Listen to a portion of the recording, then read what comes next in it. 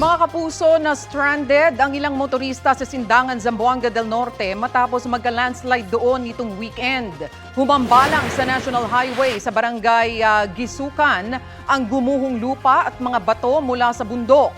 Ang nasabing kalsada nagdurugtong sa Dipolog City at Zamboanga City. Walang nasaktan o nasawi sa insidente. Nadaanan din ang kalsada matapos ang clearing operations. Nangyari ang landslide sa gitna ng maulang panahon dulot ng Intertropical Convergence Zone o ITCZ. Ayon sa Pag-asa, magpapatuloy yan ngayong araw sa Zamboanga del Norte, ilan pampanig ng Mindanao maging sa Visayas at Palawan.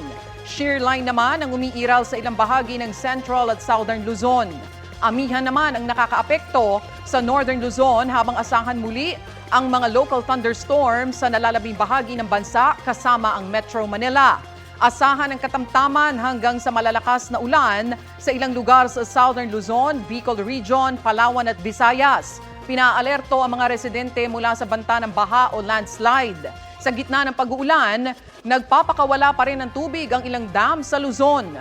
Tig-isang gate ang nakabukas sa Ambuklao, Binga at Magat Reservoir.